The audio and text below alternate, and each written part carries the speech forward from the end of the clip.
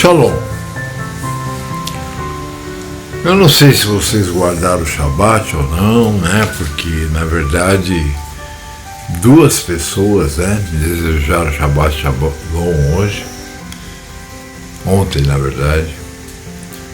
Mas não pensem que isso me deixa triste. Isso, na verdade, só comprova aquilo que o Pai me diz. Agora, eu fico triste sim, por um outro motivo. Porque é um monte de gente que vai perecer, né? De repente não tendo a necessidade disso, né? Bastava elas serem menos egocêntricas, né? E elas poderiam estar entre aqueles que, se o Pai permitir, atravessarão a ponte para o milênio. Mas eu não estou aqui para falar sobre isso, porque é perda de tempo. Há 30 e tantos anos eu falo sobre isso e só tive perda de tempo. Eu estou aqui para falar a respeito de que eu estava conversando, a irmã Ana está aqui conosco, ela passou o Shabat aqui conosco, e nós estávamos ali fora conversando a respeito, né, de que hoje, quando você entra numa loja ou telefona para uma empresa, né, você tem que ficar muito esperto com o que você vai falar, porque as pessoas lá de lá não entendem mais nada. Como eu já falei outro dia, se vocês assistiram, né, o Idiocracia, é o que nós estamos vivendo, né? Eles conseguiram transformar o ser humano num idiota. Um idiota que não pensa, um idiota que não sabe nada, um idiota burro. E é o que nós estamos vendo. Nós estamos vendo, por exemplo, hoje um presidente, né, que acabou de tomar posse, que nem foi posse, né? Agora estão dizendo que não valeu. Que é contra todo o povo. Eu não conheço ninguém que é a favor dele, mas ele quer estar lá. Sabe, é a mesma coisa do que se você mora numa rua que só tem bandido. E os bandidos não vão com a sua cara. E todo dia te ameaçam. Mas você quer ficar ali. E isso eu sei bem porque eu passei por isso. Então, a gente pode ser orgulhoso, a gente pode ser egocêntrico em muitos aspectos de nossa vida, né? Porque se a gente deixar de ser também, aí nós vamos ser o palhacinho, né? Agora, você querer fazer as coisas porque você assim acha que é, você pode tomar um tiro na cara.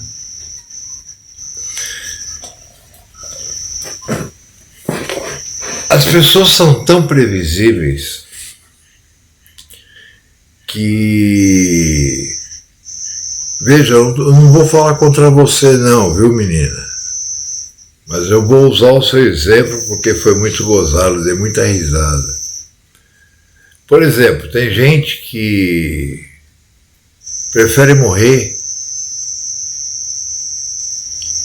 do que entender.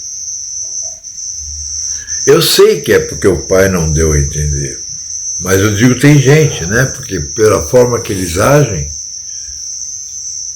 parece que discordar daquilo que é correto é melhor. Esses dias eu coloquei, né, uma frase que eu encontrei na internet, muito boa, que diz mais ou menos assim, né? Que você ser conivente ou você não discutir ou você deixar barato o erro ou aquilo que te diz e você respeitar, porque é a moda, né? Não, tem que respeitar todo mundo. É um atentado contra a verdade.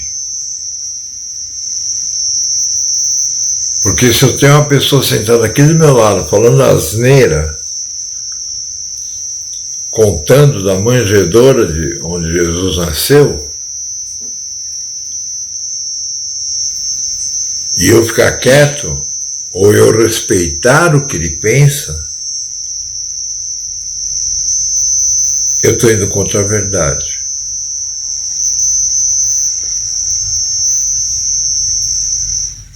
Não leve como pessoal, hein, menina?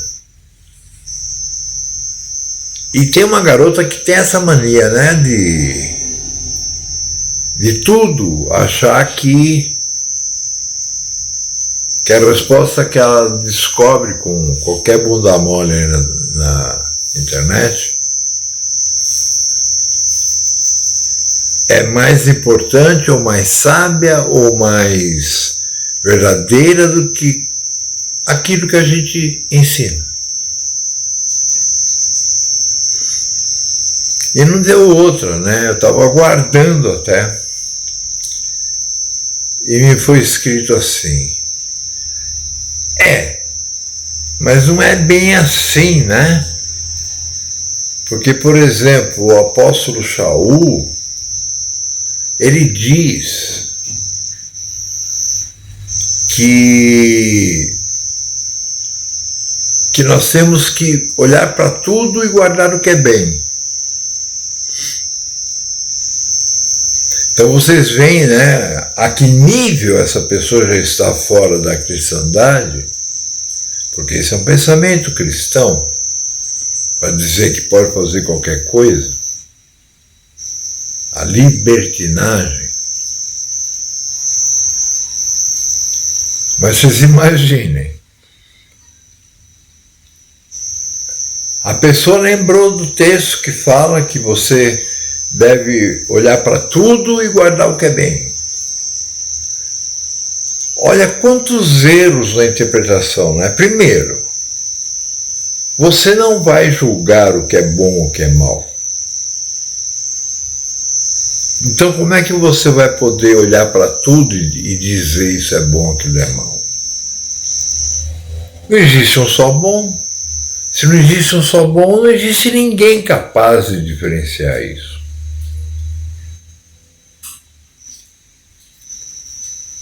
E para piorar, né? Usando o próprio apóstolo Paulo, tem a passagem lá que ele está falando. Se alguém chegar perto de mim, com outras palavras, que não sejam aquelas que eu ensino, seja anátema. Se alguém não sabe o que é anátema, o que não é vergonha nenhuma, né, num país onde as pessoas não sabem nem falar seu próprio nome, anátema é destruir.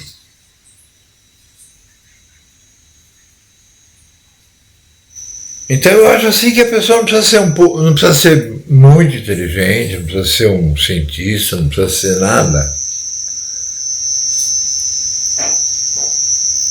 Se quiser ligar um texto ao outro, vai perceber que o que Shaul fala no primeiro, a respeito de olhar para tudo e ver o que é bom e o que é ruim, é sempre no aspecto daquilo que o pai te fala.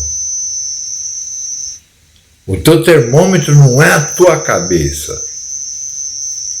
O teu termômetro é a palavra do nosso Pai. Então, se uma pessoa parar do meu lado e começar a falar asneira, com certeza vai ouvir um monte. Por que eu tenho que aceitar o erro? Não está escrito muito claro? O que tem que ver as trevas com a luz? Não está escrito muito claro? Não seja conivente com o erro? No capítulo 18, né, que os bostinha cristão gostam muito de usar, de Mateus, Yahushua diz: não julgueis para não ser julgado. Mas na sequência, leia o resto do capítulo, caramba, porra, vocês não sabem. É uma coisa, sabe? Eu poderia respeitar uma pessoa que me diz isso, usando isso como dizendo para mim: você não pode me julgar? Leia o capítulo, entenda o que está escrito, se é que o Pai te deu alguma visãozinha para você enxergar. Vocês vão ver que no mesmo capítulo ele pede pelo menos umas 10 vezes para que você separe os falsos profetas. Como que eu posso separar um falso profeta se eu não posso julgar ninguém?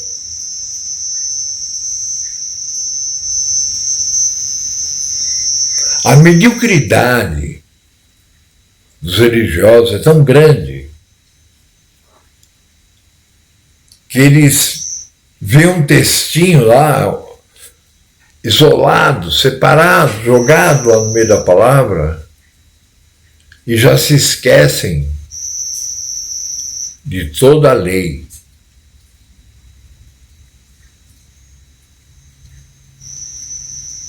Procurem aí na sua Bíblia, eu não sei em que livro está, eu não sei mais, eu já esqueci tudo isso. Mas procurem aí que eu sei que tem, porque a Bíblia está na minha cabeça. Ela não está dividida em versículos e capítulos, porque isso inclusive foi feito pelos padres. Mas está escrito assim: se o teu filho fizer algo errado, se o teu filho não achar que fez algo errado, tire-o do arraial e o apedreje até a morte. E alguém vem dizer para mim que eu tenho que respeitar o erro que alguém está falando do meu lado?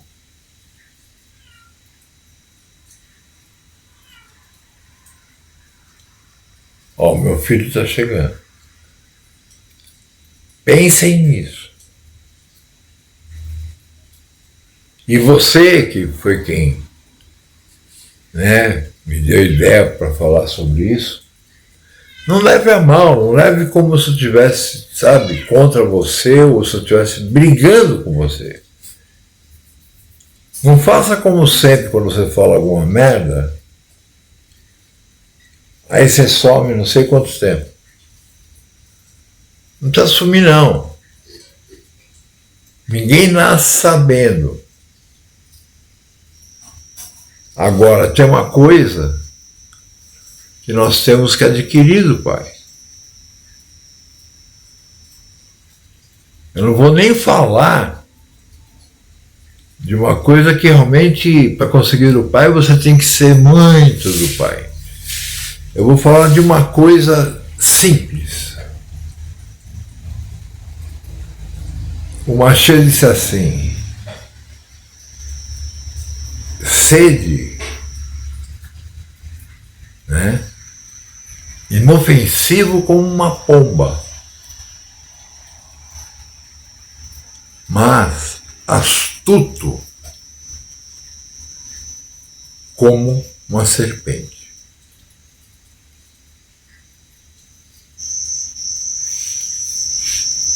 Você quer viver nos dias que nós estamos vivendo? Quer permanecer viva ou vivo?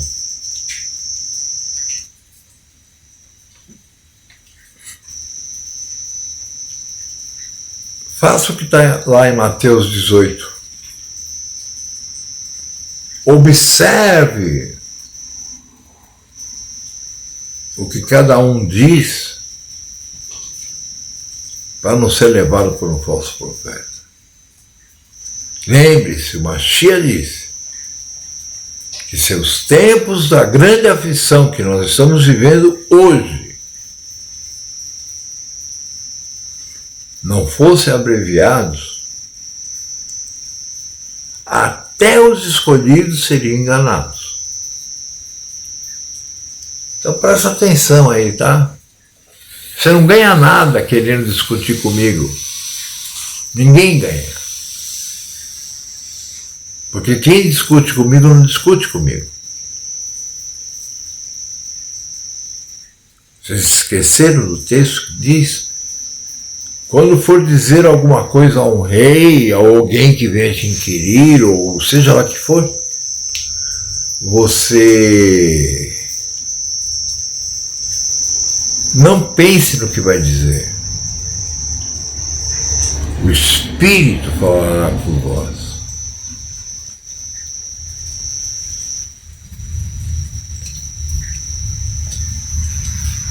Se liberte de você. Se liberte dos seus problemas. Se liberte daquelas coisas que você se sente inferior.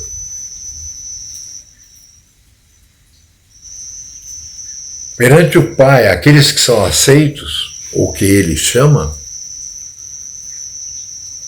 não tem maior nem menor, não tem mais inteligente, menos inteligente. Existem pessoas que são dele.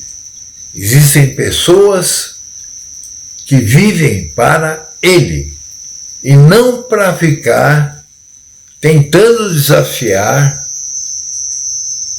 servos dele. Se você não conhece bem a história do meu povo, estude. E vamos ver quantas vezes o povo desafiou o Pai e quantas vezes o povo não se ferrou por isso. E continua se ferrando.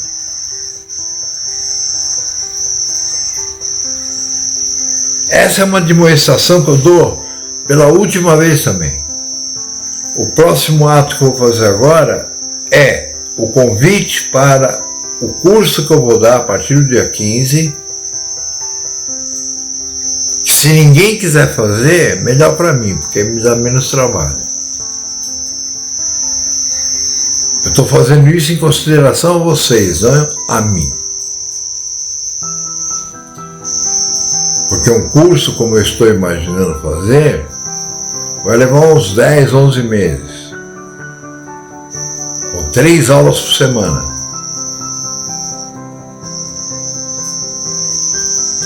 Ou seja, eu vou viver em função de pessoas que não estão nem aí comigo, que não querem nem saber se eu comi hoje, que não querem nem saber se eu tenho dinheiro para comprar meu cigarro, não querem nem saber nada. Na tentativa de ver se acho 1, 2 dos queimados que ainda não tenha sido totalmente consumido. Então é isso. Uma boa noite para quem gosta do bem. Shalom.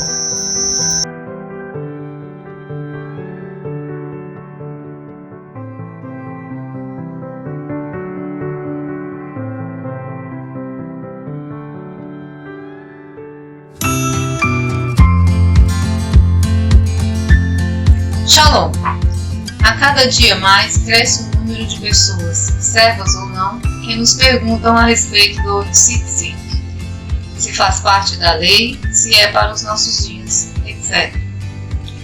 Lerei um texto da palavra de Yahweh que espero elucidar essa questão.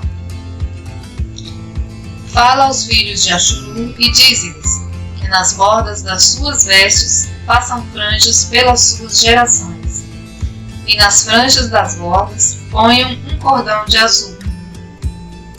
E as franjas vos serão para que, vendo-as, vos lembreis de todos os mandamentos de Yahweh, e os cumprais, e não seguireis com o vosso coração, nem após os vossos olhos, pelos quais andais vos prostituindo, para que vos lembreis de todos os meus mandamentos, e os cumprais, e separados sejais a vosso rumo. Isso está em Bamidbar, Números 15, 38 a 40. Então vamos lá. Se faz parte da lei. Sim, acabamos de ler aqui os versos que diz quando o Criador nos deu essa lei. Se é para os nossos dias? Sim, é para os nossos dias. A própria lei diz, pelas suas gerações, ou seja, indefinidamente, enquanto houver Yashuru sobre a face da terra. E diz mais, para que sejamos separados. O que significa isso? Quando ver as franjas, lembrar da lei e cumprir, e não ir segundo os nossos olhos, a concupiscência dos nossos olhos, ou o desejo do nosso coração. E desta forma, quando você cumpre os mandamentos, você se separa das profanações do mundo, das coisas profanas. Então isso é ser separado. Kadosh.